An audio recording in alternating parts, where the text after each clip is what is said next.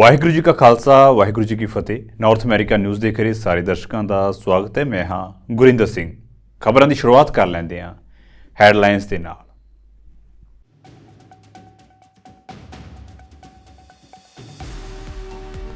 ਅਮਰੀਕੀ ਰਾਸ਼ਟਰਪਤੀ ਬਾਈਡਨ ਅਤੇ ਚੀਨੀ ਰਾਸ਼ਟਰਪਤੀ ਸ਼ੀ ਜਿਨਪਿੰਗ ਨੇ ਚੀਨ ਅਮਰੀਕਾ ਸਬੰਧਾਂ ਦੀ 45ਵੀਂ ਵਰ੍ਹੇਗੰਢ ਮੌਕੇ ਇੱਕ ਦੂਜੇ ਨੂੰ ਦਿੱਤੀ ਵਧਾਈ। ਦੁਨੀਆ ਦੀਆਂ ਚੋਟੀ ਦੀਆਂ ਦੋ ਅਰਥ ਵਿਵਸਥਾਵਾਂ ਵਿਚਾਲੇ ਵਾਧੇ ਤਣਾਅ ਨੂੰ ਘਟਾਉਣ ਦੇ ਲਈ ਹੋਏ ਸਹਿਮਤ।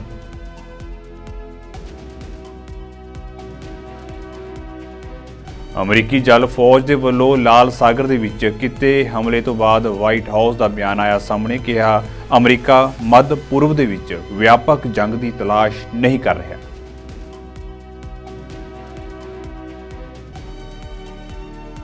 ਅਮਰੀਕਾ ਦੇ ਲਾਸ ਏਂਜਲਸ ਸ਼ਹਿਰ ਦੇ ਵਿੱਚ ਨਵੇਂ ਸਾਲ ਦੀ ਪਾਰਟੀ ਵਿੱਚ ਗੋਲੀਬਾਰੀ ਦੇ ਵਿੱਚ 2 ਲੋਕਾਂ ਦੀ ਮੌਤ, 8 ਹੋਰ ਜ਼ਖਮੀ। ਮਾਮਲੇ ਦੀ ਜਾਂਚ ਜਾਰੀ।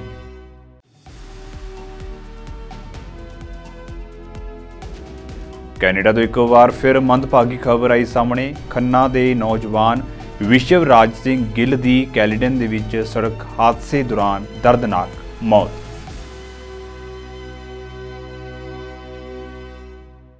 ਤੇ ਹੁਣ ਖਬਰਾਂ ਵਿਸਥਾਰ ਦੇ ਨਾਲ। ਅਮਰੀਕਾ ਦੇ ਰਾਸ਼ਟਰਪਤੀ ਜੋ ਬਾਈਡਨ ਅਤੇ ਚੀਨੀ ਰਾਸ਼ਟਰਪਤੀ ਸ਼ੀ ਜਿਨਪਿੰਗ ਨੇ ਚੀਨ ਅਮਰੀਕਾ ਕੂਟਨੀਤਿਕ ਸਬੰਧਾਂ ਦੀ 45ਵੀਂ ਵਰ੍ਹੇਗੰਢ ਦੇ ਮੌਕੇ ਇੱਕ ਦੂਜੇ ਨੂੰ ਵਧਾਈ ਦਿੱਤੀ। ਇਸ ਦੌਰਾਨ ਸ਼ੀ ਨੇ ਅਮਰੀਕਾ ਨੂੰ ਨਵੰਬਰ ਦੇ ਵਿੱਚ ਆਪਣੇ ਸਿਖਰ ਸੰਮੇਲਨ ਦੇ ਨਤੀਜਿਆਂ ਨੂੰ ਇਮਾਨਦਾਰੀ ਦੇ ਨਾਲ ਲਾਗੂ ਕਰਨ ਦੀ ਅਪੀਲ ਕੀਤੀ ਹੈ। ਦੋਵੇਂ ਰਾਸ਼ਟਰਪਤੀਆਂ ਨੇ ਸਾਨ ਫਰਾਂਸਿਸਕੋ ਦੇ ਵਿੱਚ APEC ਸਿਖਰ ਸੰਮੇਲਨ ਤੋਂ ਇਲਾਵਾ ਮੁਲਾਕਾਤ ਕੀਤੀ ਸੀ ਅਤੇ ਦੁਨੀਆ ਦੀਆਂ ਚੋਟੀ ਦੀਆਂ ਦੋ ਅਰਥ ਵਿਵਸਥਾਵਾਂ ਵਿਚਾਲੇ ਵਾਧੇ ਤਣਾਅ ਨੂੰ ਘਟਾਉਣ ਲਈ ਸਹਿਮਤ ਵੀ ਹੋਏ ਨੇ। ਸ਼ੀ ਨੇ ਆਪਣੇ ਸੰਦੇਸ਼ ਦੇ ਵਿੱਚ ਕਿਹਾ ਹੈ ਕਿ ਚੀਨ ਅਤੇ ਅਮਰੀਕਾ ਦਰਮਿਆਨ ਕੂਟਨੀਤਿਕ ਸਬੰਧਾਂ ਦੀ ਸਥਾਪਨਾ ਦੁਵੱਲੇ ਅਤੇ ਅੰਤਰਰਾਸ਼ਟਰੀ ਸਬੰਧਾਂ ਦੇ ਇਤਿਹਾਸ ਦੇ ਵਿੱਚ ਇੱਕ ਮਹੱਤਵਪੂਰਨ ਘਟਨਾ ਹੈ। ਸ਼ੀ ਨੇ ਕਿਹਾ ਕਿ ਚੀਨ ਅਮਰੀਕਾ ਸਬੰਧ ਪਿਛਲੇ 45 ਸਾਲਾਂ ਦੇ ਵਿੱਚ ਉਤਰਾਅ ਚੜ੍ਹਾਅ ਵਿੱਚੋਂ ਲੰਘੇ ਨੇ ਅਤੇ ਸਮੁੱਚੇ ਤੌਰ ਉੱਤੇ ਅੱਗੇ ਵਧੇ ਨੇ, ਜਿਸ ਦੇ ਨਾਲ ਨਾ ਸਿਰਫ ਦੋਵਾਂ ਦੇਸ਼ਾਂ ਦੇ ਲੋਕਾਂ ਨੂੰ ਫਾਇਦਾ ਹੋਇਆ ਹੈ, ਸਗੋਂ ਵਿਸ਼ਵ ਸ਼ਾਂਤੀ, ਸਥਿਰਤਾ ਅਤੇ ਖੁਸ਼ਹਾਲੀ ਨੂੰ ਵੀ ਉਤਸ਼ਾਹਿਤ ਕੀਤਾ ਗਿਆ ਹੈ। ਸਿਖਰ ਸੰਮੇਲਨ ਦੇ ਦੌਰਾਨ ਸ਼ੀ ਅਤੇ ਬਾਈਡਨ ਉੱਚ ਪੱਧਰੀ ਫੌਜੀ ਸੰਚਾਰ ਨੂੰ ਮੁੜ ਸ਼ੁਰੂ ਕਰਨ ਦੇ ਲਈ ਸਹਿਮਤ ਹੋਏ ਨੇ, ਜੋ ਕਿ 2022 ਦੇ ਵਿੱਚ ਅਮਰੀਕੀ ਸੰਸਦ ਦੀ ਉਸ ਸਮੇਂ ਦੀ ਸਪੀਕਰ ਨੈਂਸੀ ਪੈਲੋਸੀ ਦੀ ਤਾਈਵਾਨ ਫੇਰੀ ਤੋਂ ਬਾਅਦ ਲਗਭਗ ਟੁੱਟ ਗਿਆ ਸੀ। ਚੀਨ ਤਾਈਵਾਨ ਨੂੰ ਆਪਣਾ ਹਿੱਸਾ ਹੋਣ ਦਾ ਦਾਅਵਾ ਕਰਦਾ ਹੈ। ਦੋਵਾਂ ਦੇਸ਼ਾਂ ਵਿਚਾਲੇ ਵਧੇ ਤਣਾਅ ਦੇ ਵਿਚਕਾਰ ਲਗਭਗ 1 ਸਾਲ ਬਾਅਦ ਸ਼ੀ ਅਤੇ ਬਾਈਡਨ ਦੇ ਵਿਚਕਾਰ ਆਮੋ-ਸਾਹਮਣੇ ਮੀਟਿੰਗ ਹੋਈ। ਪਿਛਲੇ ਸਾਲ ਫਰਵਰੀ ਦੇ ਵਿੱਚ ਜਦੋਂ ਅਮਰੀਕਾ ਨੇ ਚੀਨ ਉੱਤੇ ਆਪਣੇ ਹਵਾਈ ਖੇਤਰ ਦੇ ਵਿੱਚ ਜਾਸੂਸੀ ਗੁਬਾਰਾ ਭੇਜਣ ਦਾ ਦੋਸ਼ ਲਗਾਇਆ ਸੀ ਤਾਂ ਰਿਸ਼ਤਿਆਂ ਦੇ ਵਿੱਚ ਤਣਾਅ ਹੋਰ ਵੱਧ ਗਿਆ ਸੀ। ਭਾਰਤੀ ਅਮਰੀਕੀ ਰਿਪਬਲਿਕਨ ਰਾਸ਼ਟਰਪਤੀ ਅਹੁਦੇ ਦੇ ਉਮੀਦਵਾਰ ਵਿਵੇਕ ਰਾਮਾਸਵਾਮੀ ਨੇ ਆਪਣੇ ਵਿਰੋਧੀਆਂ ਨੂੰ ਅਮਰੀਕੀ ਰਾਜਾਂ ਮੋਂਟਾਨਾ ਅਤੇ ਕੋਲੋਰਾਡੋ ਦੇ ਵਿੱਚ ਹੋਣ ਵਾਲੀ ਵੋਟਿੰਗ ਦਾ ਬਾਈਕਾਟ ਕਰਨ ਦੀ ਅਪੀਲ ਕੀਤੀ ਹੈ, ਜਿਸ ਦੇ ਵਿੱਚ ਡੋਨਾਲਡ ਟਰੰਪ ਨੂੰ ਹਿੱਸਾ ਲੈਣ ਤੋਂ ਅਯੋਗ ਕਰਾਰ ਦਿੱਤਾ ਗਿਆ ਹੈ। ਜ਼ਿਕਰਯੋਗ ਹੈ ਕਿ 2021 ਦੇ ਵਿੱਚ ਅਮਰੀਕੀ ਕੈਪੀਟਲ ਉੱਤੇ ਹੋਏ ਹਮਲੇ ਦੇ ਦੋਸ਼ਾਂ ਕਾਰਨ ਮੇਨ ਅਤੇ ਕੋਲੋਰਾਡੋ ਨੇ ਇਸ ਸਾਲ ਰਾਜਾਂ ਦੇ ਵਿੱਚ ਸਾਬਕਾ ਰਾਸ਼ਟਰਪਤੀ ਟਰੰਪ ਨੂੰ ਰਾਸ਼ਟਰਪਤੀ ਦੇ ਅਹੁਦੇ ਤੋਂ ਅਯੋਗ ਕਰਾਰ ਦਿੱਤਾ ਹੈ। ਦੱਸ ਦਈਏ ਕਿ ਰਿਪਬਲਿਕਨ ਰਾਸ਼ਟਰਪਤੀ ਅਹੁਦੇ ਦੇ ਉਮੀਦਵਾਰ ਨਿੱਕੀ ਹੇਲੀ, ਕ੍ਰਿਸ ਕ੍ਰਿਸਟੀ ਅਤੇ ਰੌਨ ਡਿਸਟੈਂਸਿਸ ਸਮੇਤ ਕਈ ਨੇਤਾਵਾਂ ਨੇ ਟਰੰਪ ਨੂੰ ਚੋਣ ਦੇ ਵਿੱਚ ਹਿੱਸਾ ਲੈਣ ਤੋਂ ਰੋਕਣ ਦੀਆਂ ਕੋਸ਼ਿਸ਼ਾਂ ਦਾ ਵਿਰੋਧ ਕੀਤਾ। ਰਾਮਾਸਵਾਮੀ ਨੇ ਕਿਹਾ ਹੈ ਕਿ ਜੇਕਰ ਉਹ ਟਰੰਪ ਦਾ ਨਾਂ ਹਟਾ ਦਿੰਦੇ ਨੇ ਤਾਂ ਮੇਰਾ ਨਾਂ ਵੀ ਹਟਾ ਦਿੱਤਾ ਜਾਂਦਾ ਹੈ ਅਤੇ ਮੈਂ ਰੌਨ ਡਿਸੈਂਟਿਸ, ਨਿੱਕੀ ਹੇਲੀ ਅਤੇ ਕ੍ਰਿਸ ਕ੍ਰਿਸਟੀ ਨੂੰ ਅਜਿਹਾ ਕਰਨ ਲਈ ਕਹਿੰਦਾ ਹਾਂ। You have a choice to make. There's 2 America First candidates in this race. That's Donald Trump and myself. I respect Donald Trump more than the other candidates have, more than anybody has in a political race running against him, because he did a lot of good for this country. He kept us out of wars and he grew this economy, and I respect him for it. We have a good relationship. But I want you to wake up to a reality. Open your eyes. If you think they're going to let this man get anywhere near that White House again, think again.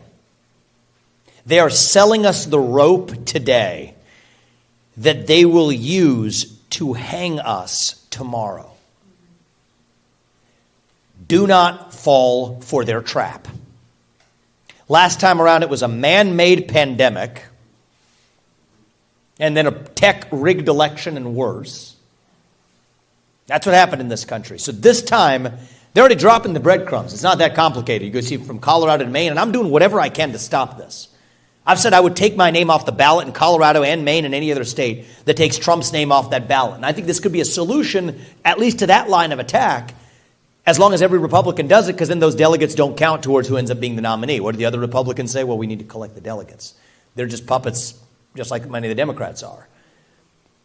But at the end of the day, that's just one of many lines of attack. By hell or high water, it's a little uncomfortable for me to say this, but these people, they will stop at nothing. And I mean nothing when it comes to keeping this man away from the White House. And what they want to do is have that play out in about 4 or 5 months so that whichever Trojan horse they want, and I have a good sense of who that is at this point, it's far more devious and insidious than you think, have them trot right into the White House. Do not fall for that trick. You got the future of America First standing right here. And the truth is, America First doesn't belong to one man. It's bigger than Donald Trump. It doesn't belong to me. It belongs to you. The people of this country, to we the people. It didn't start in 2016. It started in 1776. George Washington was the first America First conservative. It is up to us to make sure we don't squander this. ਅਮਰੀਕੀ ਜਹਾਜ਼ਾਂ ਦੇ ਵੱਲੋਂ ਲਾਲ ਸਾਗਰ ਦੇ ਵਿੱਚ 3 ਹੂਤੀ ਕਿਸ਼ਤੀਆਂ ਨੂੰ ਡੁਬੋਣ ਤੋਂ ਕੁਝ ਘੰਟੇ ਬਾਅਦ ਵਾਈਟ ਹਾਊਸ ਨੇ ਇੱਕ ਬਿਆਨ ਜਾਰੀ ਕਰਕੇ ਕਿਹਾ ਹੈ ਕਿ ਉਹ ਮੱਧ ਪੂਰਬ ਦੇ ਵਿੱਚ ਵਿਆਪਕ ਜੰਗ ਨਹੀਂ ਭਾਲ ਰਹੇ। ਜ਼ਿਕਰਯੋਗ ਹੈ ਕਿ ਅਮਰੀਕੀ ਫੌਜ ਦੁਆਰਾ ਹੂਤੀ ਜਹਾਜ਼ਾਂ ਨੂੰ ਡੁਬੋਣ ਅਤੇ ਉਹਨਾਂ ਦੇ 10 ਮੈਂਬਰਾਂ ਨੂੰ ਮਾਰਨਾ ਤਣਾਅ ਸ਼ੁਰੂ ਹੋਣ ਤੋਂ ਬਾਅਦ ਤੋਂ ਲਾਲ ਸਾਗਰ ਦੇ ਵਿੱਚ ਵਪਾਰਕ ਜਹਾਜ਼ਾਂ ਨੂੰ ਨਿਸ਼ਾਨਾ ਬਣਾਉਣ ਵਾਲੇ ਇਰਾਨੀ ਸਮਰਥਿਤ ਬਾਗੀ ਸਮੂਹ ਦੇ ਮੈਂਬਰਾਂ ਨੂੰ ਮਾਰਨ ਦੀ ਪਹਿਲੀ ਘਟਨਾ ਹੈ। ਪਰ ਰਾਸ਼ਟਰੀ ਸੁਰੱਖਿਆ ਪਰਿਸ਼ਦ ਦੇ ਬੁਲਾਰੇ ਨੇ ਕਿਹਾ ਹੈ ਕਿ ਅਮਰੀਕਾ ਸਵੈ ਰੱਖਿਆ ਦੇ ਵਿੱਚ ਕਾਰਵਾਈ ਕਰਨਾ ਜਾਰੀ ਰੱਖੇਗਾ। ਜੌਨ ਕਿਰਬੀ ਨੇ ਕਿਹਾ ਹੈ ਕਿ ਅਸੀਂ ਖੇਤਰ ਦੇ ਵਿੱਚ ਇੱਕ ਵਿਆਪਕ ਸੰਘਰਸ਼ ਨਹੀਂ ਚਾਹੁੰਦੇ ਹਾਂ ਅਤੇ ਅਸੀਂ ਹਾਊਥੀ ਦੇ ਨਾਲ ਟਕਰਾ ਨਹੀਂ ਚਾਹੁੰਦੇ। ਇੱਥੇ ਸਭ ਤੋਂ ਵਧੀਆ ਨਤੀਜਾ ਹੂਥੀਆਂ ਦੇ ਲਈ ਇਨ੍ਹਾਂ ਹਮਲਿਆਂ ਨੂੰ ਰੋਕਣ ਦਾ ਹੋਵੇਗਾ, ਜਿਵੇਂ ਕਿ ਅਸੀਂ ਵਾਰ-ਵਾਰ ਸਪਸ਼ਟ ਕੀਤਾ ਹੈ। ਦੱਸ ਦਈਏ ਕਿ ਬੀਤੀ ਦਿਨੀ ਅਮਰੀਕੀ ਜਲ ਫੌਜ ਦੇ ਵੱਲੋਂ ਲਾਲ ਸਾਗਰ ਵਿੱਚ ਕੀਤੀ ਗਈ ਕਾਰਵਾਈ ਤੋਂ ਬਾਅਦ 10 ਹੂਤੀ ਬਾਗੀਆਂ ਦੀ ਮੌਤ ਹੋਈ ਸੀ ਅਤੇ ਹੂਤੀ ਵਿਦਰੋਹੀਆਂ ਦੇ ਹਮਲੇ ਤੋਂ ਬਾਅਦ ਲਾਲ ਸਾਗਰ ਦੇ ਵਿੱਚ ਸਾਰੇ ਜਹਾਜ਼ਾਂ ਦੀ ਅਗਵਾਈ ਉੱਤੇ 48 ਘੰਟਿਆਂ ਲਈ ਰੋਕ ਲਾ ਦਿੱਤੀ ਸੀ। ਨਾਲ ਹੀ ਈਰਾਨ ਸਮਰਥਿਤ ਹੂਤੀ ਬਾਗੀਆਂ ਨੇ ਲਾਲ ਸਾਗਰ ਦੇ ਵਿੱਚ ਜਹਾਜ਼ਾਂ ਉੱਤੇ ਹਮਲੇ ਦੀ ਜ਼ਿੰਮੇਵਾਰੀ ਲਈ ਹੈ। ਉਹਨਾਂ ਦਾ ਕਹਿਣਾ ਹੈ ਕਿ ਉਹ ਇਜ਼ਰਾਈਲ ਦੇ ਨਾਲ ਜੁੜੇ ਜਾਂ ਇਜ਼ਰਾਈਲੀ ਬੰਦਰਗਾਹਾਂ ਦੇ ਵੱਲ ਜਾਣ ਵਾਲੇ ਜਹਾਜ਼ਾਂ ਨੂੰ ਨਿਸ਼ਾਨਾ ਬਣਾ ਰਹੇ ਨੇ। ਸੈਨ ਫਰਾਂਸਿਸਕੋ ਬੇ ਏਰੀਆ ਦੇ ਵਿੱਚ ਨਵੇਂ ਸਾਲ ਦੇ ਦਿਨ ਇੱਕ ਯਾਤਰੀ ਟ੍ਰੇਨ ਪਟੜੀ ਤੋਂ ਉਤਰ ਗਈ ਅਤੇ ਫਿਰ ਉਸ ਦੇ ਵਿੱਚ ਅੱਗ ਲੱਗ ਗਈ। ਅਧਿਕਾਰੀਆਂ ਨੇ ਜਾਣਕਾਰੀ ਦਿੰਦੇ ਹੋਏ ਦੱਸਿਆ ਹੈ ਕਿ ਹਾਦਸੇ ਵਿੱਚ ਕਈ ਲੋਕਾਂ ਨੂੰ ਮਾਮੂਲੀ ਸੱਟਾਂ ਲੱਗੀਆਂ ਨੇ ਅਤੇ ਕੁਝ ਸਮੇਂ ਲਈ ਰੇਲ ਸੇਵਾ ਵੀ ਪ੍ਰਭਾਵਿਤ ਹੋਈਆਂ। ਏਜੰਸੀ ਦੇ ਬੁਲਾਰੇ ਜਿਮ ਐਲਿਸਨ ਨੇ ਦੱਸਿਆ ਹੈ ਕਿ ਬੇ ਏਰੀਆ ਰੈਪਿਡ ਟ੍ਰਾਂਜ਼ਿਟ ਟ੍ਰੇਨ ਸਵੇਰੇ ਕਰੀਬ 9 ਵਜੇ ਓਰਿੰਡਾ ਤੋਂ ਲਫਾਈਟ ਲਈ ਰਵਾਨਾ ਹੋਈ ਹੀ ਸੀ ਕਿ ਟ੍ਰੇਨ ਦੇ ਅਗਲੇ 2 ਡੱਬੇ ਪਟੜੀ ਤੋਂ ਉਤਰ ਗਏ ਅਤੇ ਫਿਰ ਉਸ ਦੇ ਵਿੱਚ ਅੱਗ ਲੱਗ ਗਈ। ਉਹਨਾਂ ਦੱਸਿਆ ਕਿ ਸਾਰੇ ਯਾਤਰੀਆਂ ਨੂੰ ਸੁਰੱਖਿਅਤ ਬਾਹਰ ਕੱਢ ਲਿਆ ਗਿਆ ਅਤੇ ਫਾਇਰ ਫਾਈਟਰਸ ਨੇ ਟ੍ਰੇਨ ਦੇ ਡੱਬਿਆਂ ਦੇ ਵਿੱਚ ਲੱਗੀ ਅੱਗ ਨੂੰ ਬੁਝਾ ਦਿੱਤਾ। They directed the train operator to stop the train, get out of the train, and to manually move the track into the proper alignment. The train operator did, in fact, get off the train, got back on the train, and when it began to move, that's when the derailment occurred. They'll do things like talk to the train operator, do the standard drug testing, and then the California Public Utilities Commission was out here earlier. They'll do an investigation and look into things as well. And once the derailed car is back on the tracks, they'll attempt to tow it back to Concord Yard and then begin the track inspections and any repairs that are necessary to safely resume service. You know, we typically do maintenance in the overnight hours, so we have all the equipment to do repairs and inspections even if it's dark out. America ਦੇ Las Angeles ਸ਼ਹਿਰ ਦੇ ਵਿੱਚ ਨਵੇਂ ਸਾਲ ਦੇ ਮੌਕੇ ਉੱਤੇ ਆਯੋਜਿਤ ਪਾਰਟੀ ਵਿੱਚ ਗੋਲੀਬਾਰੀ ਦੇ ਵਿੱਚ 2 ਲੋਕਾਂ ਦੀ ਮੌਤ ਹੋਈ ਅਤੇ 8 ਹੋਰ ਜ਼ਖਮੀ ਹੋਏ। ਅਧਿਕਾਰੀਆਂ ਨੇ ਜਾਣਕਾਰੀ ਦਿੱਤੀ। ਪੁਲਿਸ ਨੇ ਕਿਹਾ ਹੈ ਕਿ ਅਧਿਕਾਰੀਆਂ ਨੂੰ ਦੁਪਹਿਰ 1 ਵਜੇ ਦੇ ਕਰੀਬ ਗੋਲੀਬਾਰੀ ਦੀ ਸੂਚਨਾ ਮਿਲੀ ਅਤੇ ਜਦੋਂ ਉਹ ਘਟਨਾ ਸਥਾਨ ਉੱਤੇ ਪਹੁੰਚੇ ਤਾਂ ਉਹਨਾਂ ਨੇ ਗੋਲੀਆਂ ਚੱਲਣ ਦੀ ਆਵਾਜ਼ ਸੁਣੀ ਅਤੇ ਇਲਾਕੇ ਤੋਂ ਲੋਕਾਂ ਨੂੰ ਭੱਜਦੇ ਅਤੇ ਜ਼ਖਮੀ ਲੋਕਾਂ ਨੂੰ ਸੜਕਾਂ ਉੱਤੇ ਪਏ ਵੇਖਿਆ। ਪੁਲਿਸ ਨੇ ਦੱਸਿਆ ਕਿ ਇੱਕ ਆਦਮੀ ਅਤੇ ਇੱਕ ਔਰਤ ਦੀ ਮੌਕੇ ਉੱਤੇ ਹੀ ਮੌਤ ਹੋ ਗਈ। ਅਧਿਕਾਰੀਆਂ ਨੇ ਸ਼ੁਰੂ ਦੇ ਵਿੱਚ ਕਿਹਾ ਹੈ ਕਿ 3 ਲੋਕਾਂ ਨੂੰ ਹਸਪਤਾਲ ਦੇ ਵਿੱਚ ਦਾਖਲ ਕਰਵਾਇਆ ਗਿਆ ਸੀ, ਪਰ ਬਾਅਦ ਵਿੱਚ ਕਿਹਾ ਗਿਆ ਹੈ ਕਿ 8 ਹੋਰ ਜ਼ਖਮੀ ਹੋਏ ਨੇ। ਉਹਨਾਂ ਦੀ ਹਾਲਤ ਬਾਰੇ ਅਜੇ ਕੋਈ ਜਾਣਕਾਰੀ ਨਹੀਂ ਮਿਲ ਸਕੀ। ਜਾਂਚਕਰਤਾਵਾਂ ਦਾ ਮੰਨਣਾ ਹੈ ਕਿ ਗੋਲੀਬਾਰੀ ਪਾਰਟੀ ਵਿੱਚ ਝਗੜੇ ਤੋਂ ਬਾਅਦ ਹੋਈ। ਮਾਮਲੇ ਦੀ ਜਾਂਚ ਕੀਤੀ ਜਾ ਰਹੀ ਹੈ। We're very early on in this. Our investigators are doing the tough work upstairs right now of trying to piece together what occurred out there. So I don't have a lot of answers for you, but I can tell you what we know at this point. Just after 1:30 a.m., a flurry of calls came in to an address on the 1600 block of Van Buren Avenue. The first call started as a pretty mundane police call. In our work would be they wanted a group of people who had showed up at a gathering at a home to be escorted out. As officers were responding, that call was upgraded to that shots had been fired. Among those calls was a 911 caller who stated that they did have somebody who was injured and that they were taking them to the hospital. The 911 call then was abruptly ended. Our officers responded to the scene still, did not locate any other victims, but did find evidence of a shooting. They were then made aware that a adult male victim did show up in a private vehicle at United Hospital suffering from apparent gunshot injuries. That person was brought into the hospital, but unfortunately died of their injuries a short time later. Our officers secured the scene, began to look for witnesses, canvassed the area for anything that might tell them what happened. Our homicide investigators came in and they're starting the work of trying to piece together the circumstances of what occurred and who's responsible. I know our forensic services unit is also out there right now looking for any physical evidence that might help those investigators put together the pieces of what occurred out there and also tell them who's responsible. We'll be working with the Ramsey County Medical Examiner to positively identify the victim and determine his exact cause of death. Any information, any updates in this case will be released on our Twitter account as it becomes available. We would ask anybody out there that has any information about this case to contact our investigators at 651-266-5650. A lot of these cases, we know there was multiple people there, and we know there was people that most likely have seen something but have not spoken to our investigators, and we would like to speak to them.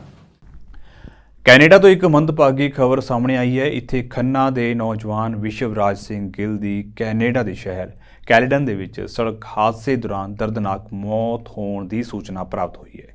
ਮ੍ਰਿਤਕ ਦੇ ਪਿਤਾ ਨੇ ਦੱਸਿਆ ਕਿ ਉਹਨਾਂ ਦੇ ਪੁੱਤਰ ਵਿਸ਼ਵਰਾਜ ਸਿੰਘ ਗਿੱਲ 2028 ਦੇ ਵਿੱਚ ਪੜ੍ਹਾਈ ਕਰਨ ਦੇ ਲਈ ਕੈਨੇਡਾ ਗਿਆ ਸੀ, ਜੋ ਕਿ ਆਪਣੀ ਪੜ੍ਹਾਈ ਪੂਰੀ ਕਰਨ ਉਪਰੰਤ ਕੈਨੇਡਾ ਦੇ ਸ਼ਹਿਰ ਬਰੈਂਪਟਨ ਵਿਖੇ ਰਹਿ ਰਿਹਾ ਸੀ। ਉਸ ਦੀ ਮੰਗਣੀ ਵੀ ਕੈਨੇਡਾ ਰਹਿੰਦੀ ਲੜਕੀ ਨਾਲ ਹੋਈ ਸੀ, ਜੋ ਕਿ ਵਿਆਹ ਦੇ ਸਬੰਧ ਵਿੱਚ ਥੋੜ੍ਹੇ ਦਿਨ ਪਹਿਲਾਂ ਹੀ ਭਾਰਤ ਆਈ ਸੀ। ਵਿਸ਼ਵਰਾਜ ਨੂੰ ਵੀ ਭਾਰਤ ਆਉਣ ਲਈ ਕਹਿ ਦਿੱਤਾ ਗਿਆ ਸੀ, ਪਰ ਉਹ ਕਹਿੰਦਾ ਸੀ ਕਿ ਮੇਰੀ PR ਥੋੜ੍ਹੇ ਦਿਨਾਂ ਵਿੱਚ ਆ ਜਾਣੀ ਹੈ। ਜਦੋਂ PR ਆ ਗਈ ਤਾਂ ਮੈਂ ਤੁਰੰਤ ਵਾਪਸ ਆ ਜਾਵਾਂਗਾ। ਘਰ ਦੇ ਵਿੱਚ ਉਹਨਾਂ ਦੇ ਵਿਆਹ ਦੀਆਂ ਤਿਆਰੀਆਂ ਚੱਲ ਰਹੀਆਂ ਸਨ, ਜੋ ਕਿ ਜਨਵਰੀ ਜਾਂ ਫਰਵਰੀ ਮਹੀਨੇ ਵਿੱਚ ਹੋਣਾ ਸੀ। ਕੁਲਵੰਤ ਸਿੰਘ ਨੇ ਅੱਗੇ ਦੱਸਿਆ ਹੈ ਕਿ ਅਜੇ ਕੁਝ ਘੰਟੇ ਪਹਿਲਾਂ ਹੀ ਮੇਰੀ ਵਿਸ਼ਵਰਾਜ ਨਾਲ ਗੱਲ ਹੋਈ ਸੀ, ਜਿਸ ਵਿੱਚ ਉਹ ਕਹਿ ਰਿਹਾ ਸੀ ਕਿ ਮੈਂ ਜਲਦੀ ਘਰ ਆ ਜਾਵਾਂਗਾ ਅਤੇ ਉਸਨੇ ਘਰ ਆ ਕੇ ਆਪਣੀ ਫੋਟੋ ਵੀ ਮੈਨੂੰ ਭੇਜੀ ਸੀ। ਫਿਰ ਉਹ ਆਪਣੀ ਕਾਰ ਲੈ ਕੇ ਬਾਹਰ ਨਿਕਲ ਗਿਆ।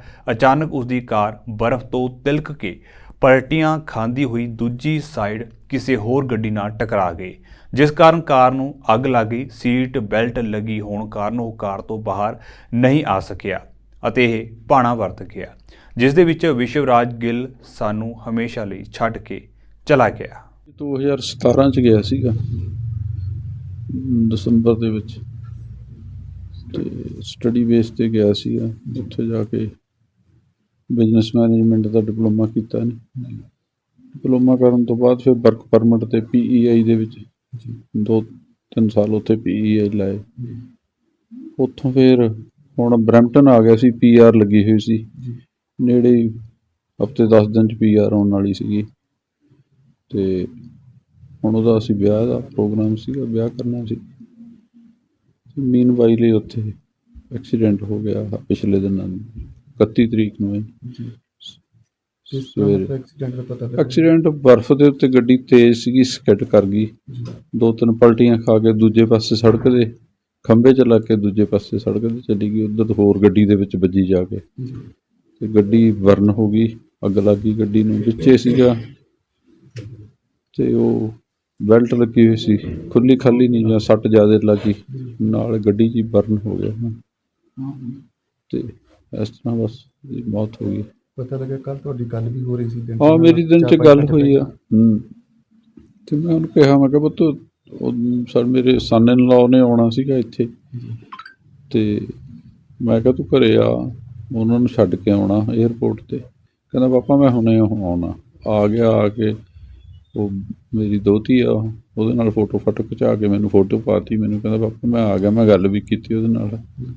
ਤੇ ਫਿਰ ਪਤਾ ਨਹੀਂ ਬਾਅਦ ਦੇ ਵਿੱਚ ਫਿਰ ਕਿਤੇ ਘੁੰਮਣ ਚਲੇ ਗਏ, ਕਿ ਡੌਗੀ ਸੀ ਛੋਟਾ ਜਿਹਾ, ਉਹਨੂੰ ਨਾਲ ਲੈ ਕੇ ਘੁਮਾਉਣ ਚਲੇ ਗਏ ਕਾਰ ਦੇ ਵਿੱਚ, ਉੱਥੇ ਮਿਸ ਹੈਪਨਿੰਗ ਹੋ ਗਈ।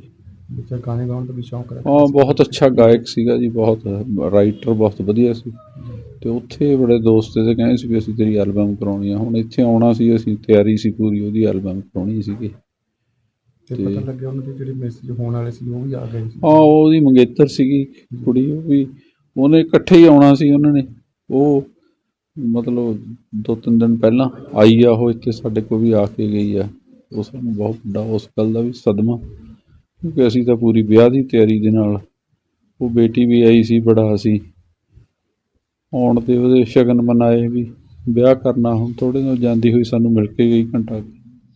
ਕੈਨੇਡਾ ਦੇ ਅੰਦਰ ਪਲਾਜ਼ਮਾ ਦੀ ਕਾਫੀ ਘਾਟ ਹੈ। ਲੋਕ ਖੂਨਦਾਨ ਤਾਂ ਕਰਦੇ ਨੇ, ਪਰ ਪਲਾਜ਼ਮਾ ਡੋਨੇਸ਼ਨ ਦੀ ਐਜੂਕੇਸ਼ਨ ਨਹੀਂ ਹੈ ਤੇ ਹੁਣ ਕੈਨੇਡੀਅਨ ਬਲੱਡ ਸਰਵਿਸਿਜ਼ ਪਲਾਜ਼ਮਾ ਦੀ ਘਾਟ ਦਾ ਸਾਹਮਣਾ ਕਰ ਰਿਹਾ ਹੈ। ਇਸ ਸੰਬੰਧੀ ਟੋਰਾਂਟੋ ਦੇ ਵਿੱਚ ਇੱਕ ਕੈਂਪ ਵੀ ਲਗਾਇਆ ਗਿਆ, ਜਿੱਥੇ ਨੌਜਵਾਨਾਂ ਨੂੰ ਖੂਨਦਾਨ ਦੇ ਨਾਲ ਪਲਾਜ਼ਮਾ ਡੋਨੇਟ ਕਰਨ ਬਾਰੇ ਵੀ ਪ੍ਰੇਰਿਤ ਕੀਤਾ ਗਿਆ, ਤਾਂ ਜੋ ਜ਼ਰੂਰਤਮੰਦਾਂ ਦੀ ਮਦਦ ਕੀਤੀ ਜਾ ਸਕੇ। Open house ਦੀ cover ਕੀਤਾ ਅੱਜ 25 year anniversary of Canadian Blood Services. I'd like to thank all ਜੇ donor base ਆਪਣਾ ਟਾਈਮ ਕੱਢ ਕੇ ਰੋਜ਼ ਬਲੱਡ ਦਿੰਦੇ ਆ। ਇੱਥੇ ਅੱਜ ਆਪਾਂ ਆਏ ਆ ਪਲਾਜ਼ਮਾ ਸੈਂਟਰ, ਇਹ ਬਰੈਂਪਟਨ ਦਾ ਫਰਸਟ GTA ਖੁੱਲ੍ਹਾ ਆ ਪਲਾਜ਼ਮਾ ਸੈਂਟਰ ਆ। 8 ਪਲਾਜ਼ਮਾ ਸੈਂਟਰ 'ਚ ਆ। ਸਾਈਕੋ ਸਾਰੇ ਸਹੂਲਤਾਂ ਪੁੱਛਦੇ ਹੁੰਦੇ ਬਲੱਡ ਨਾਲ ਪਲਾਜ਼ਮਾ ਤੋਂ ਕੀ ਫਰਕ ਆ। ਜਦੋਂ ਤੁਸੀਂ ਬਲੱਡ ਦਿੰਦੇ ਹੁੰਦੇ ਸੀ, ਆਪਣਾ ਪੂਰਾ ਬਲੱਡ ਦਿੰਦੇ ਹੁੰਦੇ, red blood cells, platelets, plasma, ਤੁਸੀਂ ਸਾਰਾ ਕੁਝ ਦਿੰਦੇ ਹੁੰਦੇ। ਇਹਦਾ ਇਹ ਫਰਕ ਆ, ਇਸ ਪਲਾਜ਼ਮਾ ਸੈਂਟਰ ਅਸੀਂ ਪਲਾਜ਼ਮਾ ਸਿਰਫ ਕਰਦੇ ਆ। 55% ਜੇ ਆਪਣੇ ਖੂਨ ਦੇ ਵਿੱਚ ਤਲ ਪਦਾਰਥ ਆ, ਉਹਨੂੰ ਕਹਿੰਦੇ ਪਲਾਜ਼ਮਾ। ਉਹ ਅਸੀਂ ਵਰਤਦੇ ਹੁੰਦੇ ਸਪੈਸ਼ਲਾਈਜ਼ ਮੈਡੀਕੇਸ਼ਨ ਬਣਾਉਣ ਲਈ। ਮਰੀਜ਼ ਜਿਹੜੇ ਹੁੰਦੇ ਕੈਂਸਰ ਮਰੀਜ਼ ਹੁੰਦੇ, ਆਟੋਇਮਿਊਨ ਡਿਸਆਰਡਰ, ਨਿਊਰੋਲੋਜੀਕਲ ਡਿਸਆਰਡਰ, ਸਿਰਫ ਉਹਨਾਂ ਦੀ ਇਲਾਜ ਹੋ ਸਕੀ ਜੇ ਪਲਾਜ਼ਮੇ ਡੋਨੇਟ ਹੋਇਆ ਇੱਥੇ। ਤੁਸੀਂ ਡੋਨੇਟ ਕਰ ਸਕਦੇ ਹਰੇਕ 56 days for male and 84 days for female। ਜਿਵੇਂ ਅੱਜ ਪਲਾਜ਼ਮਾ ਆ 95% ਉਹ ਪਾਣੀ ਆ, ਤੁਸੀਂ ਡੋਨੇਟ ਕਰ ਸਕਦੇ ਹਰੇਕ 6 ਦਿਨ ਮੇਲ ਨਾ ਫੀਮੇਲ ਹੈ। ਉਹ ਸੈਂਟਰੀਫਿਊਜ ਘੁੰਮਦਾ ਆ। ਸੈਂਟਰੀਫਿਊਜ 7000 RPM ਤੇ ਘੁੰਮ ਕੇ ਉਹ ਸੈਪਰੇਟ ਹੁੰਦੇ ਤੁਹਾਡੇ ਸਾਰੇ ਕੰਪੋਨੈਂਟ। ਅਸੀਂ ਫਿਰ ਤੁਹਾਡਾ ਪਲਾਜ਼ਮਾ ਕੱਢਦੇ ਹਾਂ, ਫਿਰ ਅਸੀਂ ਤੁਹਾਡੇ ਰੈੱਡ ਬਲੱਡ ਸੈਲਸ, ਪਲੇਟਲੈਟਸ ਤੁਹਾਨੂੰ ਵਾਪਸ ਉਹ ਕਰ ਦਿੰਦੇ। ਇਹ ਪਲਾਜ਼ਮਾ ਦੇ 50 ਸਪੈਸ਼ਲਾਈਜ਼ ਮੈਡੀਕੇਸ਼ਨ ਵਰਤਦੇ 700 ਹਸਪੀਟਲ ਕੈਨੇਡਾ ਦੇ ਵਿੱਚ। ਉਹਦੇ ਵਿੱਚ neurological disorder, bleeding disorder, autoimmune disorder ਨਾ ਕੈਂਸਰ ਪੇਸ਼ੈਂਟ ਸਪੈਸ਼ਲਾਈਜ਼ ਮੈਡੀਕੇਸ਼ਨ ਉਹ ਵਰਤਦੇ ਆ। ਕਰੰਟਲੀ ਹੁਣ ਸ਼ੋਰਟੇਜ ਹੈ ਜੇ ਇਮਿਊਨੋਗਲੋਬੂਲਿਨ ਉਹ ਜਿਹਾ ਮਿਲਦਾ ਆਪਣੇ ਪਲਾਜ਼ਮਾ 'ਚ। ਕਦੀ ਅਸੀਂ ਇਹ ਸ਼ੁਰੂ ਕੀਤਾ ਨਵਾਂ ਉਪਰਾਲਾ ਕਈ ਸਾਲ ਹੋਏ ਪਹਿਲਾਂ। ਸਾਡਾ ਪਲਾਜ਼ਮਾ ਸੈਂਟਰ ਸਟਲੁਜ ਖੋਲ੍ਹਿਆ ਸੀਗਾ। ਇਹਦਾ ਇਹ ਵਧੀਆ ਚੀਜ਼ ਹੈ, ਸਭ ਕੁਝ ਕਲੈਕਟਡ ਹੁੰਦਾ ਆ, ਸਾਰੇ ਪੇਸ਼ੈਂਟਸ ਨੂੰ ਮਿਲਦਾ ਆ, ਉਹ ਪ੍ਰੋਵਾਈਡਡ ਆ, ਕਵਰਡ ਆ ਹੈਲਥ ਕੇਅਰ ਸਿਸਟਮ ਦਾ ਆ। ਪਰ ਇਹ ਆ ਸਾਨੂੰ ਚਾਹੀਦਾ ਆ, ਜਿੱਦਾਂ ਕਮਿਊਨਿਟੀ ਨੇ ਸਾਨੂੰ ਫੁੱਲ ਸਪੋਰਟ ਦਿੱਤੀ ਬਲੱਡ 'ਚ, ਉਹ ਸਾਨੂੰ ਫੁੱਲ ਸਪੋਰਟ ਚਾਹੀਦਾ ਪਲਾਜ਼ਮਾ ਲਈ। ਸੇਫ ਆ ਜਿਵੇਂ ਤੁਹਾਨੂੰ ਪਤਾ ਹੋ ਬਲੱਡ ਲਈ ਆ, ਪਰ ਸਾਨੂੰ ਫੁੱਲ ਸਪੋਰਟ ਦੀ ਲੋੜ ਆ। ਇੱਥੇ ਤੁਸੀਂ blood.ca 'ਤੇ ਵੀ ਜਾ ਸਕੇ, ਜੇ ਤੁਸੀਂ ਫੋਨ ਕਰ ਸਕੇ 1-888-2-DONATE। ਜੇ ਮੈਨੂੰ ਤੁਸੀਂ ਕੰਟੈਕਟ ਕਰ ਸਕਦੇ simran.dule@blood.ca। ਮੈਂ ਇਹ ਇਨਕਰੇਜ ਕਰੂੰਗਾ ਜਿਹੜੇ ਵੀਰੇ ਭੈਣ ਜੇ ਆਪਣੇ ਖੂਨ ਨਹੀਂ ਦੇ ਸਕਦੇ ਸੀ, ਜਿਵੇਂ ਤੁਸੀਂ ਨਵੇਂ ਆਏ ਆ ਇੰਡੀਆ 'ਚ ਮਲੇਰੀਆ ਰਿਸਕ ਤੋਂ ਕੰਟਰੀ ਤੋਂ, ਜੇ ਕਿਸੇ ਨੇ ਰਿਕਵਰ ਹੋਇਆ ਮਲੇਰੀਆ ਤੋਂ, ਤੁਸੀਂ ਖੂਨ ਨਹੀਂ ਦੇ ਸਕੇ, ਪਰ ਹੁਣ ਤੁਸੀਂ ਪਲਾਜ਼ਮਾ ਦੇ ਸਕਦੇ। ਫਿਰ ਜੇ ਕੋਈ ਨਵਾਂ ਜੇ ਵੀਰ ਜੇ ਭੈਣ ਆਇਆ ਆ ਕੈਨੇਡਾ 'ਚ 21 ਡੇ ਬਾਅਦ ਤੁਸੀਂ ਆਪਣਾ ਪਾਸਪੋਰਟ ਲੈ ਕੇ ਆ ਸਕਦੇ, ਇੱਥੇ ਨਹੀਂ ਤੁਸੀਂ ਡੋਨੇਟ ਕਰ ਸਕਦੇ। No, the staff truly are amazing.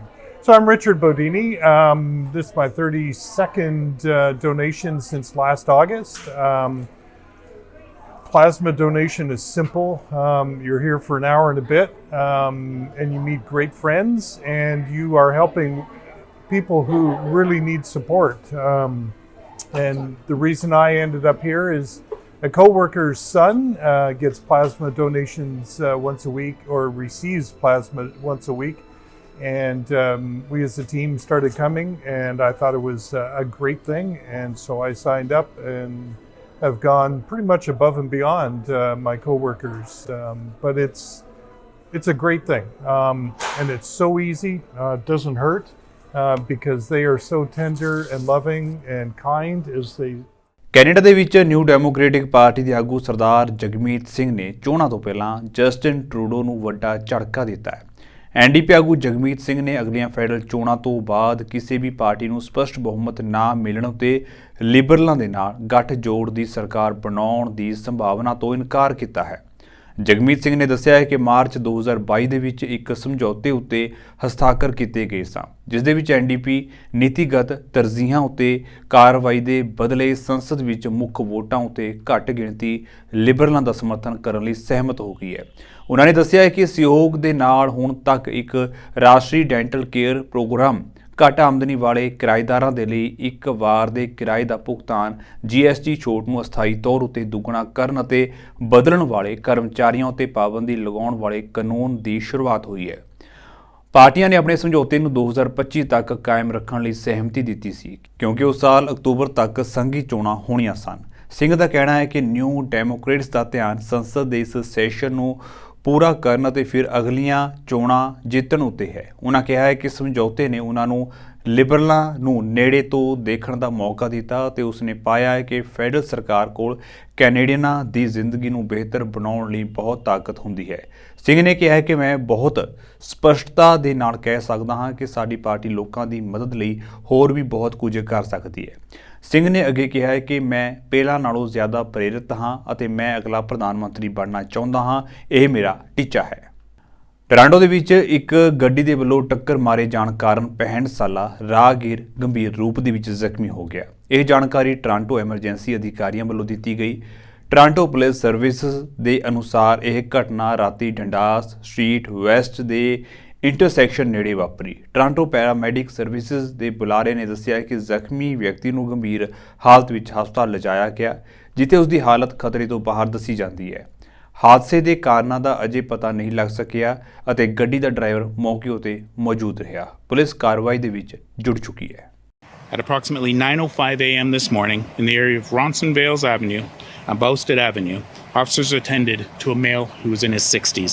The male was found to be unconscious and was transported to a local hospital via emergency run. Unfortunately, a short time later, the male had succumbed to his injuries. We believe that the male had interaction with a second male, and at that time, there was some kind of an altercation that we believe happened, which resulted in the male going unconscious. We're asking for the public's help in identifying this male. His description is as follows. He's a male white, 5'10", medium to slim build, riding a standard black mountain bike. Anybody who has any information, any witnesses or dash cam video or porch video, please contact us at 416-808-1100, that's 11 Division, or Crime Stoppers at 416-222-TIPS, in which way you can remain anonymous. There's very little more that I can share with you at this time, as this is an active investigation. We do believe that at this point it may or may not have been targeted. We're unsure exactly of the circumstances which led to this altercation, but we are asking for help. It is very early in the investigation, but what I will say is that there appears to have been some kind of an altercation, and I'm going to have to leave it at that for now. The CPR was not performed right away. That was a short time later. As I said, the victim was transported to the hospital via emergency run in order to try to save his life. So as far as an altercation goes, that's not something that I can get into right now. I'll just leave it at altercation. To this individual, the victim, I should say, the man in his 60s, did he have signs of trauma on his body? As again, I said, I'm not going to get into the trauma. I'm not going to get into what kind of altercation it is. It's an investigation that's ongoing. We're still trying to determine exactly what happened. We're not certain ourselves what happened, and we're really asking for the public's help, especially if they have any video or witnesses. At this point, it is an 11 Division investigation. We do have homicide investigators who are assisting with the investigation at this point, but it has not been deemed a homicide. At this point, we are considering this a suspicious death until we can get more information and work through all the details. So at this point, as I said, we're still trying to go through, especially video, and we're trying to canvass and try to get as much information as we possibly can in order to put all the details together. So I will not confirm whether or not it's targeted, but I can't say it was not that it wasn't random either. So we're still very early in the investigation, and that's why we're asking for the public's help on this, is try to figure all this out. If the public or anyone has seen a person who's riding a bicycle acting suspiciously, please call 11 Division as soon as possible. ਸੋ ਫਿਲਹਾਲ ਦੇ ਲਈ north America news ਦੇ ਵਿੱਚ ਇੰਨਾ ਹੀ। ਤੇ ਹੁਣ ਮੈਨੂੰ ਇਜਾਜ਼ਤ ਦਿਓ। ਵਾਹਿਗੁਰੂ ਜੀ ਕਾ ਖਾਲਸਾ, ਵਾਹਿਗੁਰੂ ਜੀ ਕੀ ਫਤਿਹ।